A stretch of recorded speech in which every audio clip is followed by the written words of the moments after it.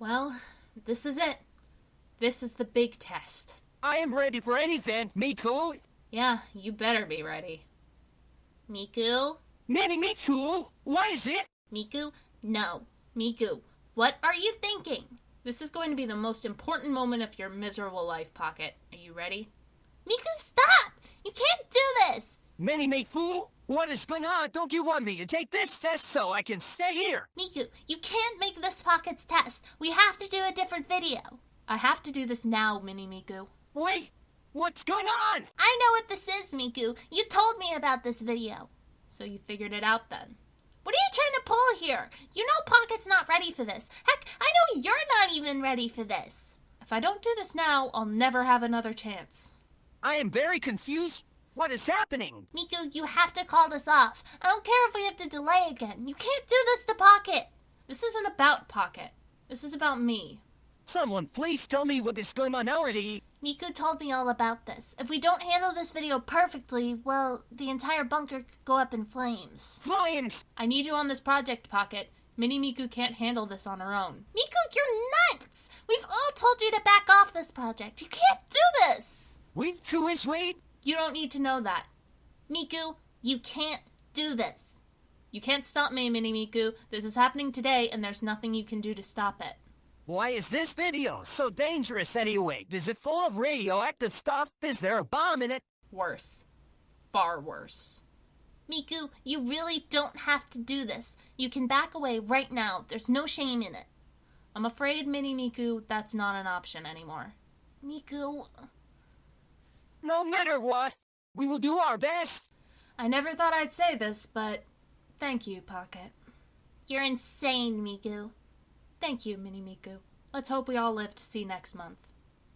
Disclaimer. This video exists for the purposes of entertainment, education, and theory rebuttal. This video is not an attack on the creator of the theory, nor will it, unless otherwise stated, address the theory creator personally. Instead, the creator's name in this video will be used as either a name to address the theory by, or to address the assumed mindset of the creator at the time of this video's creation. Unless there is substantial evidence, it is not assumed the creator still stands behind the video in question. If you harass or witch hunt anyone involved with this video, I will personally disown you. Thank you. I'm going to be frank. I have been advised not to make this video. I'm ignoring that suggestion, though, because I feel like I have a point to make. Welcome to a video made by a child. Miku, is that what this is? Yep, that's what this is.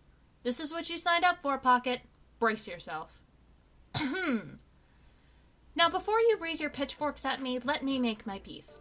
I have my reasons for covering this video, and none of them are to harass this kid. For one, this video was released over 3 years ago. I'm not even certain if this kid stands behind this theory anymore. Even if he did, though, I'm here to cover theories, not people. It doesn't matter to me what this kid thinks of this theory. All I care about is the theory itself and the points within it. The video being made by a child is just an unfortunate consequence. For another, I've been told that this theory is obviously wrong, and thereby covering it in an entire video would just be overkill. That's not the point of this channel, boys and girls. The point of this channel is entertainment and a sprinkle of education. When I cover theories like this, I do so because I feel like it would be a fun video to cover. The point I want to make is that when you post a theory, no matter your age, you open yourself up to criticism. It's fine to make theories. You'll never hear me say that a creator is ever wrong for making a theory. It's what the creator wanted to do, and I applaud people for doing what they want. It can still be criticized, though. Oh, but it's like criticizing a drawing made by a 3-year-old. They don't know what they're doing. For one, art is a purely subjective medium, while theories can be disproven with hard evidence. But the bigger point is that there are things that can be criticized in the interest of said child improving. I know that seems to contradict what I said earlier, but I'm making a general point here. In general, if there's something that can be said about a theory, I'm going to say it, child or not. It's just that I have more of a valid excuse for this child in particular. Now for background, which changed so many times over the course of me producing this video that my head's been spinning trying to figure out how to properly summarize it. This is a channel called Trivods, run by a user named Tripolar that essentially exists to chronicle Tripolar's live streams. That, though, is not the person that we're covering today. Instead, we're traveling back to this channel's previous identity, Groupalings. It was essentially a channel run by a bunch of other creators of all ages, though most were, at least at the time, children that mostly also had their own channels. They essentially got together as a bunch of Minecraft friends that decided to do a Mario-themed variety channel for a few months, then dropped it like a fresh Hot Pocket, as children often do. The channel sat dormant for a while before Tripolar, the leader of the posse, snatched it up and started using it for his own purposes.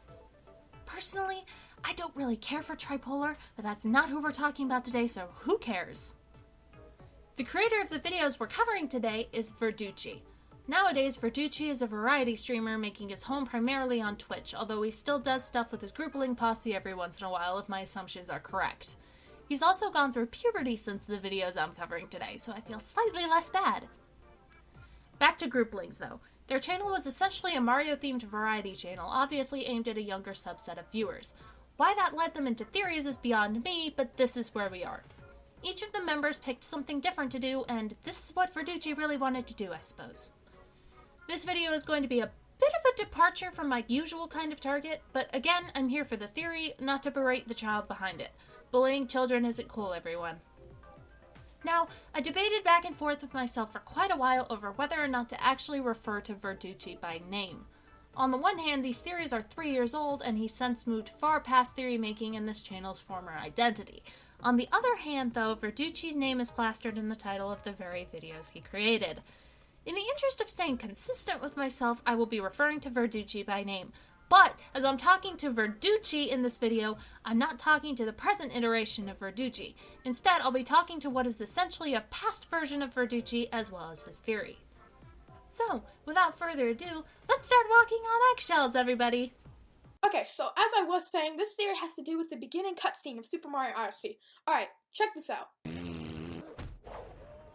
you see that? Mario gets knocked clean off of Bowser's airship by Bowser's hat. And as I show you now, Mario ends up in the first kingdom in the game, the Cap Kingdom. And if you would like to see a video about the Cap Kingdom, check out my Cap Kingdom review on my channel. This is irrelevant and also shilling. People don't tend to like it when you do that. On top of that, the entire cutscene didn't need to be played here. You can just cut it down to the relevant bit like I did and save time and viewer interest. Alright, so you see how Mario lands in the kingdom, but only a little shooken up. Oh yeah, completely normal. But how did he survive that? And before any of you say that's just a Mario game, don't overlook it.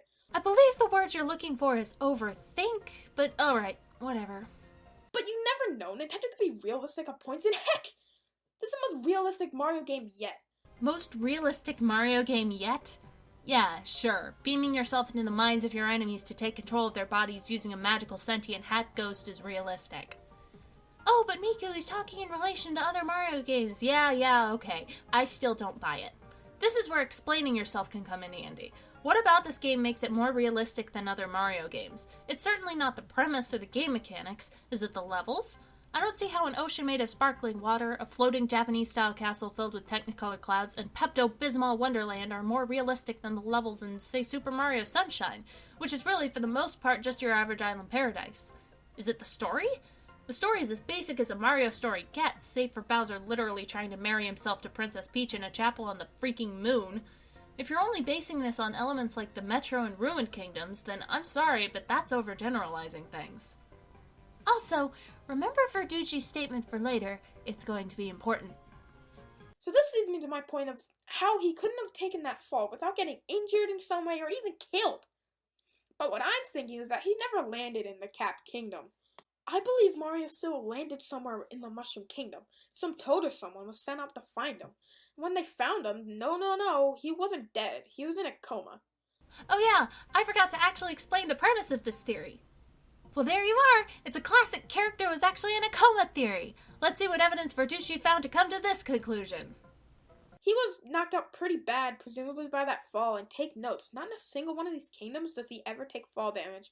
There's a lot of Mario games where Mario doesn't take fall damage. Take the Galaxy games, Super Mario 3D World, and every single 2D platformer, for instance. And he can only get hurt by his enemies and such. And such is a very broad category that includes lava, fire, Pepto-Bismol, poison, drowning, bottomless pits, quicksand, and hot soup. But sure, let's go with that. And heck, he doesn't even have lives. Anytime he dies, he just comes back. There isn't any game over or anything. He just comes back.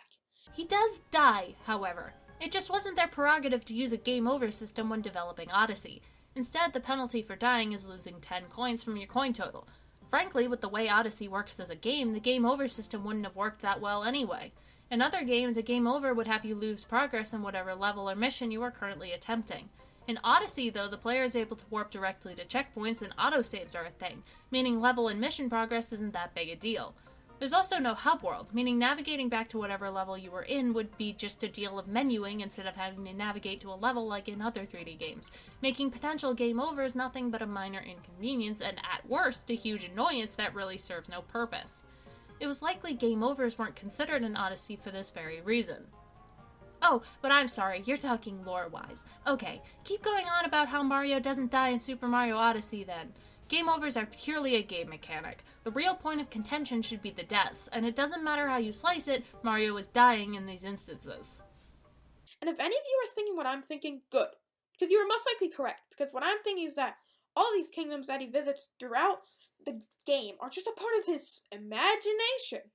While he is in the coma, because yes, in a coma people don't react with other people. They obviously can't hear them, and you may have irregular breathing patterns and your eyes are obviously closed. And yes, you can dream, depending on the condition of your coma. So as you can see, I was a good boy and I did my research. Half that stuff wasn't even relevant information, but congratulations, research! Wait for it. Okay, so getting on with the video. So if you noticed, as I did, some of the kingdoms in this game can be a little strange at some points, and the new bunny villains that just show up out of nowhere are a little weird. How are the Brutals any weirder than any other Mario boss in any other Mario game, period? Because they're rabbits? This boss is a snake, this one's a bird, and this one is a bean. Because they showed up out of nowhere? Well, that would probably be because they're wedding planners that live on the moon. Bowser wouldn't have needed them before now because this is the first time we've seen Bowser actually stage a wedding in the main series, and they wouldn't have been anywhere else because they live on the dark side of the moon. Maybe all of these kingdoms, new villains, and different things you can become are all part of his dream/mind state in this coma. Oh no, guys, I think frogs have been a figment of my imagination this whole time.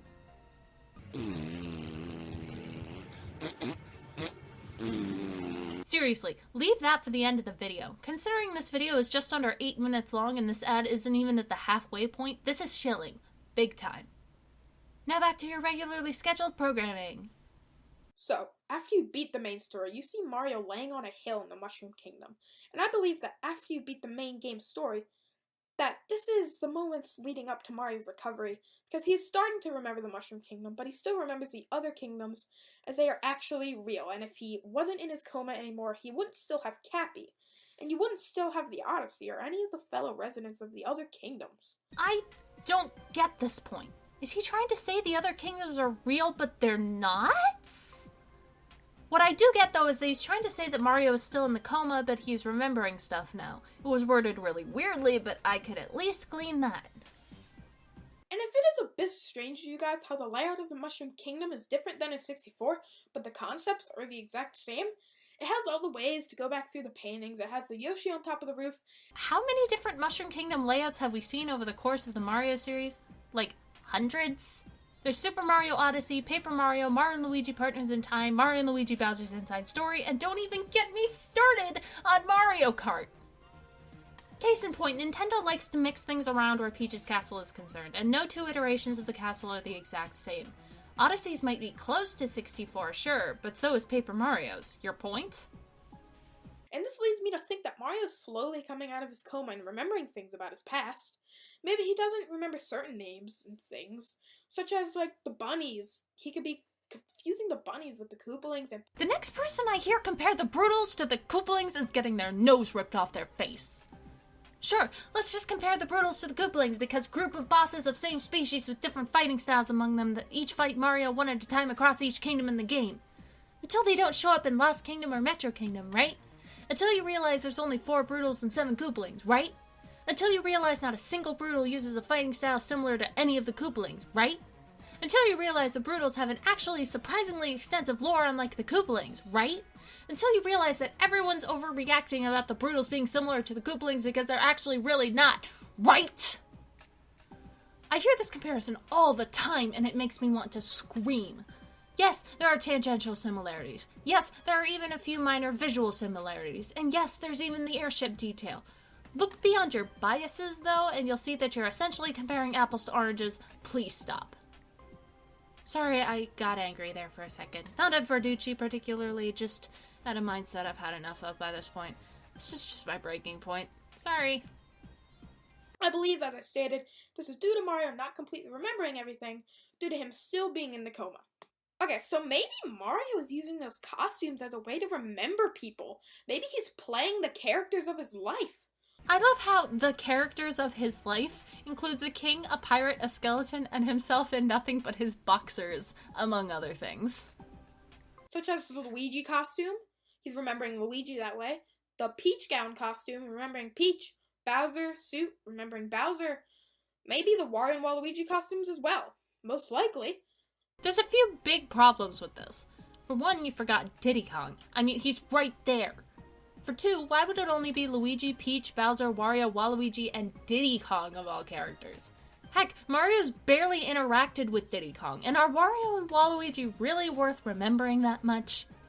For three, why would Mario be remembering Peach and Bowser in outfits they've never worn? True, you could say because that's what they were wearing in his coma dream, but that doesn't line up with using the outfits to remember them. That's just the outfits existing as outfits. Finally, I think you're confusing coma with amnesia, buddy. The two things are not synonymous, they're two separate things. And then Pauline's there as well. He's remembering Pauline, and maybe, as I said earlier on in this theory, they probably sent a Toad or someone to save him. Maybe the reason Captain Toad's in every single kingdom that he goes to is because Captain Toad is the one who saved Mario after he got flung off the ship. Think about that, guys. But how would Mario, who was in a coma, by the way, know that Captain Toad saved him? He wouldn't be conscious. He'd have no idea if that were the case, hence this point is bunk. You guys may think that this sounds stupid, but the game did end, like, the last kingdom was on the moon. And it's strange because, like, yeah, we've seen it before in Galaxy. Like, we've been on the moon before. No, we have not. Not once in either Galaxy 1 or 2 did Mario ever go to the moon. Yeah, he went to a heck ton of other celestial bodies, but his own planet's moon was not one of those places. And, like, he's remembering, like, prehistoric times, even with the Cascade Kingdom. Like, I don't understand where that's coming from, like, him remembering his past. Like, it's just freaky to me, because Mario is remembering all of this stuff, maybe even stuff he's never even been through. Maybe just certain things that just happened in, like, history or something. Like I was saying, the dinosaur. Boy, golly, I think this wins the award for the most confused point I've ever seen in a theory video. So, Mario is remembering prehistoric times? What? That doesn't make a single bit of sense. Why would Mario remember something he's never even been through? Why would you even chalk this up to memories? What is even going on anymore? This opens up an even bigger hole in this theory as well. What about this whole scenario is memory and what isn't? Is everything some kind of vague memory or is only some of it? If it's the latter, then what are the rules here? What sorts of things can be classified as memories and what can't? Are you real? Am I real? What day is it? Can someone get me out of here? And it also relating to Cascade, he remembers the Chain Chomps, because they're in, like, quite a few. He remembers the basics, like Koopas. Barely, though, because they aren't enemies in the game. They're just, like, they're racers. But Goombas are, as well, enemies, so maybe that supports my point a little better, how Mario only remembers certain things. Are you forgetting that there are also friendly Koopas out there in the great wide world of Mario, young Toad Boy? Not every Koopa is an enemy, and while it's true that there are no Koopa enemies in Odyssey, why is this a cause for alarm? Koopas were barely present in 64 in the Galaxy games, being a rather rare enemy, and they weren't anywhere to be found in Sunshine save for subspecies that could barely be classified as Koopas. Koopas just don't belong in a wide open world like Odyssey. Their mechanics wouldn't work right in that kind of environment. That's why in 64 the shells couldn't be kicked, only ridden, and in Galaxy they were reserved for situations where the player needed to throw their shell at something. In Odyssey, though, the developers just forewent them, plain and simple. Both the lore and the development stare you straight in the face here. He was remembering other enemies, such as like dry bones, but vaguely because they're para-dry bones or whatever you want to call them. Oh, would you look at that! Besides being in Super Mario Maker, they were also present in Super Mario 3D World, being the only variety of dry bones present in that game too. Isn't that splendid? And he was remembering the little football guy players from way back in his past, the Charging Chucks. Who were also in 3D World. You didn't play 3D World, did you, Verducci? Maybe Mario's collecting the moons, and he's remembering them as, like, certain things, such as the stars and the shine sprites. No, Verducci, the shine sprites weren't even referenced in this game besides in later DLC. It was just the stars. Shine sprites are even a different kind of thing altogether. They're the source of sunlight for Isle Delfino. They don't have the same kind of properties as power moons or power stars. They're definitely different. So, guys, that basically wraps up this theory. If you guys, felt that this had a bit of an abrupt end, my apologies. I'm not the best at this yet, but you shall see me improve through this whole process. My question is, if you knew it had an abrupt end, why didn't you fix it? You certainly could have done so. You could have written out a script or planned your points better. This theory was... ouch. Like, this is a jumping the gun theory at its finest. Since this theory came out, Odyssey has been everywhere. It's been in Captain Toad, it's been in Super Mario Run, it's been in Mario Tennis Aces, it's been in Smash Ultimate, it's been in Mario and Sonic at the Olympics 2020. It's become impossible to deny that Super Mario Odyssey actually happened. That's the big problem with trying to say one certain big game never actually happened. Eventually you're going to run into evidence in other games saying it did, and boy will you look like a loser then. My biggest advice, wait on theories like this. It'll save you a lot of heartache later. I also find it absolutely hilarious that this poor child did research into comas but couldn't do enough research to figure out that Super Mario 3D World exists. Super Mario Wiki, learn it, love it, live it. Speaking of research... Hello everybody, it's me, Verducci, back here with another theory. Yep, I'm hitting the other one. I figured I've already come this far, why not go all the way? Okay, so this theory also has to do with Super Mario Odyssey. Just to clarify, not all of my theories on this channel will be Super Mario Odyssey related. The unfortunate irony is that this is the second and last theory video on this channel. Kinda sad, really. Just because it's a newer game and there's a lot more stuff to build off of. That statement is a direct contradiction to itself? If it's a newer game, that inherently means that its material has not yet been fully expanded upon. Thusly, there would be less material to cover than if you waited for some of its concepts to be contextualized with later information. There were a lot of interviews that occurred around and after Odyssey's release that expanded upon the information of the game, after all. Okay, so as I was saying, when Mario lands in the Cap Kingdom, Cappy runs from Mario because he was scared of him. For instance, as well, in all the Mario games that Boos are in, when you look at them, they cover their eyes and are shaking because they are scared of you. And as you see in Odyssey, Cappy does the same thing with the addition of running away, of course. But isn't that pretty similar to what I was describing about the Boos anyway? Cappy does run away, yes, but after Mario runs after him and they get to the gate to Bonneton, Cappy works up the courage to look Mario in the eyes and even approach him without Mario having to say or do anything.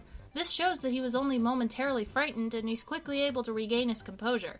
Cappy is also the only Bonneter to act this way, as all the others are perfectly fine around Mario. Also, how does being a scared ghost have a single thing to do with inherently being a Boo? Just because most Boos cover their eyes when Mario looks at them doesn't mean they all do. Look at the sports games and the playable Boo in Mario Parties 5 to 8, for example. How about the Gusty Gulch in Paper Mario? If you want an actual enemy example, how about Super Mario Sunshine, or the Boos found in Boo Rings? Or Stretches! Okay, so as I'm showing you now, you can see by looking at the bottom of Cappy and the Boo that they both look pretty similar, and also every single one of the residents of the Cap Kingdom look the exact same. The Bonneters have downturned arms and wispy tails, unlike the conical arms and perfectly shaped tails Boos have. There is a species of ghost in the Mario universe that is a lot more visually similar to the Bonneters, those being Eries, but the Bonneters lack the distinct underbelly or back scales that Eries have. It's more likely that Bonneters are just, well, their own thing. Why is it that there are no Boos in Odyssey? Is it because the Boos have evolved into the Cap Ghosts and they are now friendlier for some reason? That doesn't make any sense. Why would an entire species suddenly turn so benign? How would a species even evolve that quickly? That's not how evolution works, my dude. Maybe because Egan and Luigi were up to something with the ghost Maybe that's why he isn't in Odyssey. Luigi's Balloon World. This is why we wait on our theories, kiddos. But that could be a whole nother theory for another day. Maybe the Boos went extinct because of all the ghost hunting Luigi was doing, or even, as I said earlier, they evolved because those things in Peach's backyard in Odyssey do sort of resemble the Boos. In what actual way? Legitimately, how do mummies resemble ghosts? Just because they're both undead, it doesn't mean they're the same thing. Also, you're about to shill for your friend's merch again. We're not even 2 minutes in. Heaven help us all. Okay, so moving on with the theory, I believe that the mummy enemies in Super Mario Odyssey are sort of new evolution of the Boos. Of course, along with the Cap Citizens, but since the Cap Citizens are in fact friendly, they must have some sort of evil ghost-like enemy out there. So I think those mummies have taken the Boos' place. I'm sorry, what? Now you're telling me that the Boos evolved 2 separate ways? Creatures don't evolve based on moral alignment. They evolve based on their habit and the struggles they need to face to survive, or so I understand it. Also, Chinchos, yes, that's the mummy enemy's name, don't resemble Boos in the slightest. Instead, they resemble mummified Toastarinans, which, considering the first time they're seen is in the Sand Kingdom and they have the same body structure, skull face, and dark eyes with glowing pupils and a special shape, is a pretty fine guess. In fact, it's more than a guess. It's straight up confirmed by their Japanese name, which translates to Ancient Toastarinan. Oops! Since the Boos weren't in Odyssey, I'm wondering if instead of maybe having King Boo or a Boo character in the Mario spin-off games, they will instead replace that Boo spot with Cappy or Tiara, if my theory is indeed correct. What? If that is the case, if the Boos are replaced by the Cap Citizens, then what will happen in Luigi's Mansion games if they are continued to be made? Because I don't see any reason for Luigi to have to collect the Cap Citizens. Wow! First the record for most confused point, then the record for largest gun jump ever to grace a Mario theory! Verducci's is raking up all the awards! What Verducci is essentially doing here is working off the assumption that his theory is legit and will thereby apply to all of Nintendo's future decisions. Besides the fact that this theory is, well, obviously wrong, this is something you never want to do as a theory creator. A theory is just that, a theory. You can't act off the assumption that the theory is correct, much less expect that anything Nintendo does is going to adhere to it. Nintendo's not just going to give up one of their staple enemies. Boos have been one of the most prevalent Mario enemies in the series, right alongside Goombas and Koopas. They're not going away anytime soon. If this theory is right, there had to have been some sort of evolution stage in between the Cap Citizen and the Boos, because it would be sort of strange for a Boo to first shrink, then get a hat somehow. So maybe there was like an evolution between that was either left out of the picture, or maybe those mummy enemies I was talking about are that middle evolution that is in between the Boos and the Cap Citizens. Now this is just convoluted. First, we're talking about an evolution period of what could only be at most a couple of years, and that's being extremely generous. Second, a middle stage would generally be something that looks something in between the first stage and the final stage. Look at Pokemon, for example. You have Charmander, who's tiny and adorable, and you have Charizard, who is large and imposing with dragon-like features and enormous wings. The in-between stage, Charmeleon, doesn't have its wings yet, but it's still starting to gain the more powerful dragon-like features present in its final form. A Boo evolving into a mummy, then into a hat ghost, doesn't make any logical sense.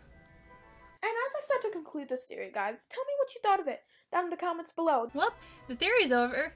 This one was a little more difficult to do because there was a lot more research and stuff put into it than the last one, of course, because that one was a lot simpler to figure out because it was just Mario and all these kingdoms that we've never seen before. But this one we've equally seen the Boos, but they were missing in this game. We saw the Cap Citizens so far only in this game once. Excuse me? You're telling me it takes more research to slap a hat on a ghost than to say Mario's in a coma for the entire duration of a game? You're telling me that this theory that had maybe like 3 actual points was more research than whatever kind of mess that last theory was? I am so sorry for you, child. So tell me what you guys did, in fact, think. Well, at least it's over. And now I shall finish up this theory. What? Why would you do your closing statements before even finishing your theory? You're just asking people to click off before you're finished. I know I don't usually listen to closing statements, even by some of my favorite YouTubers. You're just lucky I stuck around. Hey everyone, no one ever do this, please. Thank you. As my finishing point, I believe that these cat people are in fact an evolution of the boos, but I do not believe that the boos were completely replaced, because if that was in fact the case, it would be a little devastating, because we have had the boos for such a long time. Losing boos would be a whole big deal in the Mario universe, just to change like that all of a sudden. So, yes, like I said, I do believe that the cat people in Odyssey are an evolution of our good old spooky ghost friend the boos, but I do not believe that the boos will be gone forever. Okay, fine. Now take out the entire section where you went on about your theory being right and Nintendo thereby replacing all boos in future games because of it. Seriously, that stuff had no place being here if you were just going to turn around and say it was pointless at the end. Keep your mindset straight. Write a script. Do something, because this ain't cutting it, Chief. Alright, now it's the real end of the theory. This one was only 5 minutes long, so that's why I felt comfortable covering 2 theories in one. This video shouldn't turn out being that long, right? Well, time for final thoughts. We're about to get serious for a bit. The more I looked into this channel, the more I started to feel sorry for this kid. In all seriousness, I have absolutely nothing against this kid. This channel was a channel started by 4 friends that really thought they could make it somewhere. And I mean, considering the fact that their videos from back in those days have a healthy average of between 5 and 10,000 views, I'd say they weren't doing that badly. At some point, though, it just dropped off. The Grouplings channel was a short burst of a whole bunch of content from December 13th, 2017 to January 18th, 2018. There was a single video in April 2018, then nothing until after the release of Luigi's Mansion 3 on November 2nd, 2019, when the channel's leader, Tripolar, decided to start uploading Let's Plays to the channel. Then he went on to upload VODs of his live streams from his Twitch channel. I mean, guess he had nowhere else to put him, considering his main YouTube channel is chock full of cringy Minecraft cancer. As for Verducci, he's a streamer now, streaming a wide variety of games and other sorts of things. I've skimmed through a bit of his content, and I can say he's not actually half bad. He's one of those hangout and talk streamers, a kind of streamer that's nice to just listen to while doing other things. If you're into that kind of thing, check him out. I'm getting off track, though. These videos seem like an experiment for Verducci, dabbling in something different for him. Did it work? Not really. I could at least see promise in him, though. He was a bright-eyed kid that wanted to do something, and by golly did he do it for 2 episodes. If he ever did come back to theories, he could be great if he put in more research. I don't expect him to, considering he seems to be perfectly happy streaming, but in that regard, I'm happy for him. Eventually, he found his niche. You keep doing you, Verducci. Cheers. Well, we didn't explode. Don't be too hasty. We're not in the clear yet. So now what? We wait to see if we survive to next month. There's really a chance we won't. A very high chance. Don't say I didn't warn you. So what do we do until then? Me too. All we can do is wait. The 3 of us are in this together now. There's no turning back. Here we go.